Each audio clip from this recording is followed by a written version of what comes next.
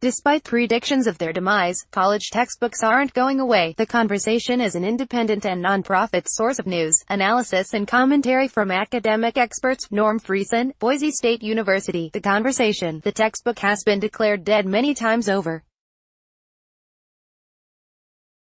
Progressive educator John Dewey decried the textbook fetish back in the 1890s. Former U.S. Education Secretary Arne Duncan wished out loud for textbooks to become obsolete. Articles on the demise of textbooks regularly appear with each new school year. They describe these books as only so much content, as an indifferent information dump, as a dead tree version of information that would be better presented interactively, via multiple media. This article is different. As the author of book titled The Textbook and the Lecture, I've compiled a list of 5 reasons why I believe textbooks are here to stay. 1.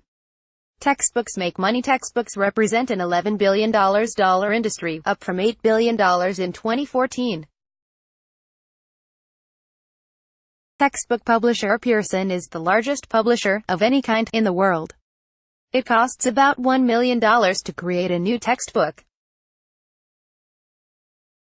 A freshman or sophomore textbook will have dozens of contributors, from subject matter experts through graphic and layout artists to expert reviewers and classroom testers. Textbook publishers connect professors, instructors and students in ways that alternatives, such as open e-textbooks and open educational resources, simply do not. This connection happens not only by means of collaborative development, review and testing, but also at conferences where faculty regularly decide on their textbooks and curricula for the coming year. It is true that textbook publishers have recently reported losses, largely due to students renting or buying used print textbooks. But this can be chalked up to the exorbitant cost of their books, which has increased over 1,000% since 1977. A reshuffling of the textbook industry may well be in order, but this does not mean the end of the textbook itself. 2. Textbooks are active and interactive. While they may not be as dynamic as an iPad, textbooks are not passive or inert. For example, over the centuries, from 1800 to the present day, textbooks have done this by posing questions for students to answer inductively. That means students are asked to use their individual experience to come up with answers to general questions. Today's psychology texts, for example, ask, how much of your personality do you think you inherited? While ones in physics say, how can you predict where the ball you tossed will land? Experts observe that textbooks come in layers, something like an onion. For the active learner, engaging with a textbook can be an interactive experience. Readers proceed at their own pace. They customize their books by engaging with different layers and linkages. Highlighting, post-it notes, dog ears and other techniques allow for further customization that students value in print books over digital forms of books. 3. Shift happens. Thomas Kuhn, who coined the phrase paradigm shift, saw textbooks as indispensable for establishing scientific paradigms. Textbooks do this, he said, by getting students to work through problems that lie at the foundation of a scientific discipline. Textbooks exhibit, from the very start, concrete problem solutions that the profession has come to accept as paradigms, and they then ask the student, either with a pencil and paper or in the laboratory, to solve these, for himself. Paradigms, the models or archetypes that serve as a foundation for a discipline, might eventually shift, but it is textbooks that establish the paradigms in the first place. Kuhn went so far as to say that scientific education remains a relatively dogmatic initiation into a pre-established problem-solving tradition that the student is neither invited nor equipped to evaluate. I've talked about this with both theorists and practitioners in science education. The theorists, all professors, insist that students should be given time to explore and authentically rediscover Kuhn's paradigms for themselves.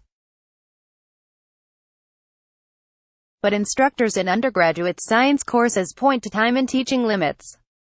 They see textbooks, tightly integrated and meticulously organized labs and problem questions as indispensable. They're generally glad to have the textbook help them connect students with the breadth of their discipline and its underlying paradigms. Kuhn was not entirely wrong, it seems, when he talked of science education as a relatively dogmatic initiation for concrete examples. Textbooks use the art of the example to illuminate, illustrate, and make things more concrete. Today's diagrams, simulations, narratives, and cases work like inductive questions from 1800. They connect the concrete and specific with things that are much more abstract and difficult to grasp. An image of a hydrogen atom exemplifies the structure of all atoms. A business case stands for a range of entrepreneurial possibilities. Asking, who are the people in your neighborhood, leads to examples from adult work life. This is a secret behind all good educational content. And textbooks often work with the art of the example in a way that is itself exemplary. 5. Education is resistant to change like oil and water. Educational practice and the latest technologies don't easily mix. This has been called education's technology deficit. When technologies are actually adopted, like smartboards or laptops, they fit in with the larger patterns of the classroom, rather than disrupting them. The reason for this is that education, unlike, say, pop music or gas-guzzling cars, isn't just another industry ripe for disruption. It doesn't produce commodities for consumers, but is about sustaining equilibrium between diverse stakeholders, students, employers, accreditation bodies, the larger community, and others. As I show in my recent book, higher education is expected to reproduce and revise very complex subjects, many of which have been developing for hundreds of years. This activity is thus done in ways that themselves stay remarkably stable. The lecture hall, the textbook, even the dissertation and the oral defense have been in place for centuries, almost a millennium. For this reason, I'd say it'd be better to understand how textbooks have enabled knowledge to be transmitted and developed over time, rather than yet again declaring them dead or obsolete. This article was originally published on The Conversation. Read the original article here, http://theconversation.com/despite-predictions-of-their-going-away-99931. Copyright 2018 The Associated Press. All rights reserved. This material may not be published, broadcast, written or redistributed. Advertiser content.